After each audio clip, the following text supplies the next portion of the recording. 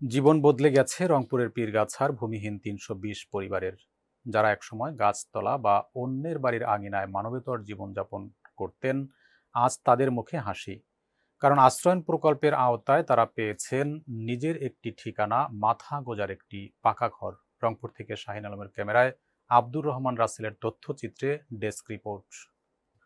পঞ্চম পর্যায়ের দ্বিতীয় ধাপে পীরগাছা উপজেলার আনন্দনগর ইউনিয়নের সাল্লার বিলে ৩২০টি ভূমিহীন পরিবারকে ঘর হস্তান্তর করেছে সরকার। প্রকল্প এলাকায় গিয়ে দেখা গেছে উপকারভোগীদের মধ্যে আনন্দ, উচ্ছ্বাস আর নতুন স্বপ্ন বুনছেন তারা। নতুন ঘরের চাবি হাতে পেয়ে অনেকে বলছেন, জীবনের সবচেয়ে বড় স্বপ্ন আজ পূরণ হয়েছে। একজন বলছেন, আমি রাস্তায় রাস্তায় ঘুরে বেরিয়েছি, থাকার মতো কোনো জায়গা ছিল না, সরকার আমাকে ঘর দিয়েছে, আজকের এই আনন্দ অনেক দিনের স্বপ্ন পূরণ। একজন প্রতিবন্ধী নারী বলেন, আমি প্রতিবন্ধী, কাজ করতে পারি না, জায়গা জমি ছিল না, সরকার ঘর দিয়েছে, অনেক খুশি, আমার মতো অনেকেই ঘর পেয়েছে।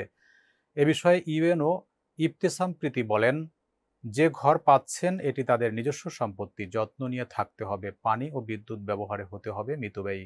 ঘর বিতরণের পাশাপাশি প্রকল্প এলাকায় মসজিদ, মাদ্রাসা ও কবরস্থানের জন্য জায়গা বরাদ্দ দেওয়া হয়েছে। উপজেলা প্রশাসন জানিয়েছে, পর্যায়ক্রমে সব সুবিধা বাস্তবায়ন করা হবে। অভিযোগ ছাড়াই সুষ্ঠুভাবে যাচাই বাছাই শেষে প্রকৃত ভূমিহীনদের হাতে ঘর তুলে দেওয়া হয়েছে বলে জানায় স্থানীয় প্রশাসন। প্রকল্প সংশ্লিষ্ট কর্মকর্তা জানান, এই প্রকল্প শুধু একটি ঘর নয়, এটি একটি নতুন জীবনের সূচনা। দলমত নির্বিশেষে ৩২০ পরিবার যেন মিলেমিশে বসবাস করতে পারে, সে লক্ষ্যেই আমরা কাজ করছি। মানুষের বাড়ির থাকি, ঘর নাই আমার, এখন সরকারি ঘর পাইছি, এইটাই আমার আল্লাহর কাছে হাজার হাজার শুকরিয়া। গরিব মানুষ, অসহায়, আমাদের কোনো বাস্তবিকতা ছিল না, আমরা মানুষের বাড়ি ছিলাম, কাজ কাম করে খাইছি, এখন আমাদের সরকার একটা ঘর দিছে, আমরা অনেক খুশি। ভূমিহীন ঘরের জন্য আসছি, আমার ঘর দিয়েছে, খুব আনন্দিত। সরকারের প্রতি আমার খুব জানাই শুভেচ্ছা, আমার খুব ভালো লাগছে। নামাজ কালাম পড়বো।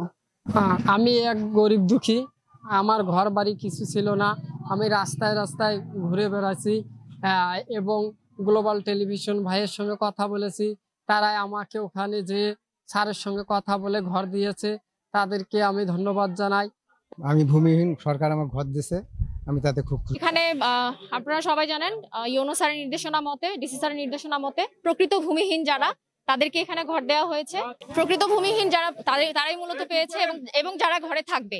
আমরা যাচাই বাছাই করেছি, সরেজমিনে গিয়েছি, তহসিলদারকে ট্যাগ করে দেওয়া হয়েছিল, ওয়ার্ড মেম্বাররা ছিলেন, মেম্বারদের ভূমিহীন যে সনদ রয়েছে সেই সনদের ভিত্তিতে আমরা পুনরায় যাচাই বাছাই করে যদি কোনো কমপ্লেন এসেছে সাথে সাথে আমরা সেটা দেখেছি এবং সেটা খতিয়ে দেখার চেষ্টা করেছি। যদি সত্যতা পাওয়া গেছে তাকে লিস্ট থেকে বাদ দেওয়া হয়েছে, এবং সেই অনুযায়ী যেখানে কোনো কমপ্লেন আসে নাই সেই অনুযায়ী আমরা ঘরগুলো দিয়েছি। এটা পঞ্চম পর্যায়ে সেকেন্ড ফেজের ঘর ছিল, ৩২০টা ঘর।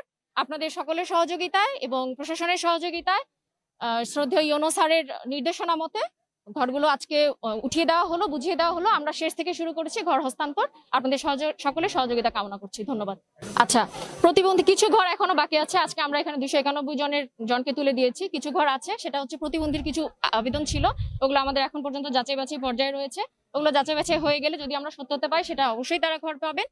এবং যে অভিযোগগুলো বলেছেন, যদি অভিযোগ আমাদের কাছে আসে সুস্পষ্ট প্রমাণ সহ, যদি এটা সত্যতা প্রমাণিত হয়, তাহলে আমরা অবশ্যই ব্যবস্থা গ্রহণ করব। বরাদ্দের বিষয়ে আমার আসলে এখানে কিছু বলার নেই, কারণ আমি আসলে এই বিষয়টা ভাবে জানি না, কারণ ঘরগুলো যখন হয়েছে তখন আমি ট্রেনিং এ ছিলাম। আর যেই মসজিদের বিষয়টা, কিছুদিন আগে এখানে আপনারা সবাই জানেন মসজিদে একটা ভিত্তিপ্রস্তর উদ্বোধন করা হয়েছে, যেটা আসলে আমি মনে করি এটা খুবই ভালো একটা উদ্যোগ ছিল। এবং এই ৩২০টা ঘরে যেহেতু বিভিন্ন ধর্মের মানুষ থাকবে, বিভিন্ন মতামতের মানুষ থাকবে, বিভিন্ন আদর্শের মানুষ থাকবে, তারা যাতে সবাই সম্প্রীতি বজায় রেখে এখানে বসবাস করতে পারে, একটা সুন্দর পরিবেশ বজায় রেখে যাতে বসবাস করতে পারে, এটাই আমাদের কামনা। মসজিদের বিষয়টা আমি আশা করি সবাই মসজিদের বিষয়টা কনসিডার করে সবার এটার মর্যাদা রক্ষা করবে এবং নিজেরা মিলেমিশে থাকবে। না, এখানে তো আসলে ঘরের কক্ষ বরাদ্দ দিয়ে দেওয়া হয়েছে, ঘর বরাদ্দ দিয়ে দেওয়া হচ্ছে, এবং সেটা একেবারেই সামনে পিছনে। এখন এখানে কোনগুলো কত নাম্বার ছিল সেটা তো না, আসলে সবগুলো মিলেমিশে এখানে কক্ষ বরাদ্দ দেওয়া হয়েছে। এখানে আসলে হিন্দু মুসলমান যদি তারা আলাদাই থাকতে চায়, এটা তো আসলে সম্প্রীতির বিষয়টা চলে আসলো না। আমরা চাই সবাই মিলেমিশেই থাকবে, এবং আমি বিশ্বাসী যে পীরগাছার মানুষ, এমনিতেও আমি যখন এখানে জয়েন করি আমি শুনেছি পীরগাছার হারমোনি খুবই সুন্দর। সবাই হিন্দু মুসলমান খ্রিস্টান বৌদ্ধ মিলে সবাই খুবই শান্তিপূর্ণ পরিবেশে বজায় রেখে তারা বসবাস করে, এবং আমি আশাবাদী এবং আমি প্রত্যাশী যে তারা এখানেও সেই ধর্মভেদে ভেদাভেদ না করে, আলাদা না হয়ে গিয়ে তারা একসাথে মানুষ হিসেবে বসবাস করবে। মাদকদ্রব্যের অপব্যবহার ও অবৈধ পাচার বিরোধী আন্তর্জাতিক দিবস উপলক্ষে কুষ্টিয়ার দৌলতপুর সীমান্তে অনুষ্ঠিত হলো জনসচেতনতামূলক সভা। বিজিবির উদ্যোগে আয়োজিত এই অনুষ্ঠানে মাদকের কুফল সম্পর্কে তুলে ধরে তা প্রতিরোধে সামাজিক আন্দোলনের আহ্বান জানানো হয়। কুষ্টিয়ার ব্যাটালিয়নের আয়োজনে বৃহস্পতিবার বিকেল ৫টায় দৌলতপুর উপজেলার প্রাগপুর মাধ্যমিক বিদ্যালয় মাঠে অনুষ্ঠিত হয় এ সভা। প্রধান আলোচক মেজর শফিকুল ইসলাম বলেন, মাদক আমাদের সমাজ ব্যবস্থায় পতন ধরিয়ে দিচ্ছে, ধ্বংসের মুখে পড়ছে ব্যক্তি, পরিবার, সমাজ ও রাষ্ট্র। যুব সমাজকে মাদকের ছোবল থেকে বাঁচাতে সবাইকে এগিয়ে আসতে হবে। প্রাগপুর ইউনিয়ন পরিষদের চেয়ারম্যান আশরাফুজ্জামান মুকুল সরকার বলেন, মাদক একটি ভয়াবহ সামাজিক ব্যাধি, পরিবার থেকে সন্তানদের সঠিক পথে পরিচালিত করতে হবে। কোম্পানি কমান্ডার সুবেদার মোহাম্মদ মুজিবুল হক বলেন, বিজিবি শুধু সীমান্ত রক্ষায় নয়, সমাজ সচেতনতায় গুরুত্বপূর্ণ ভূমিকা রাখছে। মাদক বিরোধী কার্যক্রম অব্যাহত থাকবে। সভায় স্থানীয় জনপ্রতিনিধি, শিক্ষক, শিক্ষার্থী এবং সাধারণ জনগণ উপস্থিত ছিলেন। বক্তারা বলেন, মাদক নির্মূলে আইন প্রয়োগের পাশাপাশি সামাজিক সচেতনতা জরুরি। সবাইকে ঐক্যবদ্ধ হয়ে এগিয়ে আসার আহ্বান জানানো হয়।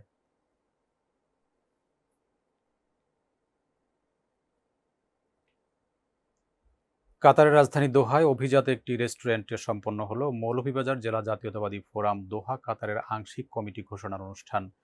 ২০২৫ সালের আয়োজনটি অনুষ্ঠিত হয় উৎসাহ, উদ্দীপনা এবং প্রবাসীদের স্বতঃস্ফূর্ত অংশগ্রহণের মধ্য দিয়ে। অনুষ্ঠানে সভাপতিত্ব করেন কাতার বিএনপির সহসভাপতি আলহাজ আব্বাস উদ্দিন এবং সঞ্চালনায় ছিলেন কাতার বিএনপির সহ সাংগঠনিক সম্পাদক সাইন উদ্দিন রুহেল। পবিত্র কোরআন তিলাওয়াতের মাধ্যমে অনুষ্ঠানের সূচনা করেন মোহাম্মদ মাহবুবুল আলম শামীম। শুভেচ্ছা বক্তব্য রাখেন কাতার বিএনপির বিভিন্ন নেতৃবৃন্দ। এর মধ্যে ছিলেন সহ সাংগঠনিক সম্পাদক আব্দুর রহিম, ক্রীড়া সম্পাদক রিয়াজ উদ্দিন, সমাজ কল্যাণ সম্পাদক আনোয়ার হোসেন সাজু, স্বেচ্ছাসেবক বিষয়ক সম্পাদক খালেদ মাহমুদ। এছাড়াও বক্তব্য রাখেন বড়লেখা জুরি জাতীয়তাবাদী ফোরাম কাতার শাখার সাবেক সাধারণ সম্পাদক রায়হান আহমদ। অনুষ্ঠানে ৫ সদস্য বিশিষ্ট আংশিক কমিটি ঘোষণা করেন সভাপতিত্বকারী আব্বাস উদ্দিন। নবঘোষিত কমিটির সদস্যরা হলেন সভাপতি ফণীভূষণ দাস, সিনিয়র সহসভাপতি মোজাফফর হোসেন তারেক, সাধারণ সম্পাদক শেখ সাইদুর রহমান, সিনিয়র যুগ্ম সাধারণ সম্পাদক শাহেদ আহমেদ, সাংগঠনিক সম্পাদক জামিল আহমেদ। নবনির্বাচিত নেতৃবৃন্দকে তাৎক্ষণিক টেলিফোনে শুভেচ্ছা জানান মৌলভীবাজার জেলা স্বেচ্ছাসেবক দলের সিনিয়র যুগ্ম আহ্বায়ক ইসহাক আহমেদ চৌধুরী মামনুন, জেলা ছাত্রদলের সাধারণ সম্পাদক আকিদুর রহমান সোহান এবং সাংগঠনিক সম্পাদক ইমামুল হক রিপন। অনুষ্ঠানে প্রবাসীদের একতা ও সংগঠনের প্রতি ভালোবাসা ছিল চোখে পড়ার মতো।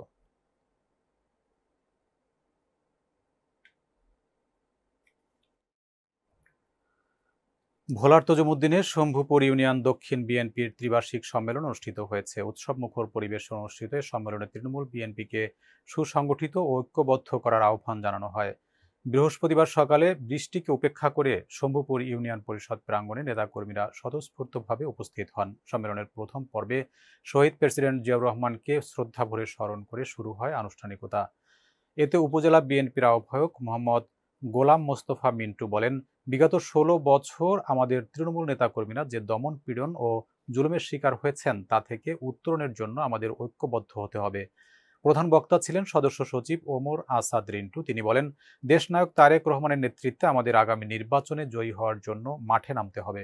সম্মেলনে আরও বক্তব্য রাখেন উপজেলা বিএনপির যুগ্ম আহ্বায়ক আলহাজ জাকির হোসেন হাওলাদার, হাসান মাকসুদুর রহমান, মোহাম্মদ মহিউদ্দিন জুলফিকার সহ উপজেলা যুবদল, স্বেচ্ছাসেবক দল ও মহিলা দলের নেতৃবৃন্দ। উপস্থিত নেতারা বলেন, ভেদাভেদ ভুলে গিয়ে ৬ বারের সংসদ সদস্য, বীর মুক্তিযোদ্ধা, সাবেক বাণিজ্যমন্ত্রী মেজর হাফিজউদ্দিন আহমেদ বীর বিক্রমের নেতৃত্বে বিএনপিকে আরও শক্তিশালী করে তুলতে হবে। অনুষ্ঠানে সভাপতিত্ব করেন শম্ভুপুর ইউনিয়ন বিএনপির সাবেক সাধারণ সম্পাদক কামরুজ্জামান জান্টু। সঞ্চালনায় ছিলেন ঢাকাস্থ তজুমুদ্দিন উপজেলা জাতীয়তাবাদী ফোরামের সেক্রেটারি মামুনুর রশিদ। সম্মেলন শেষে নতুন নেতৃত্ব নির্বাচনের মধ্য দিয়ে সমাপ্ত হয় দিনব্যাপী আয়োজন।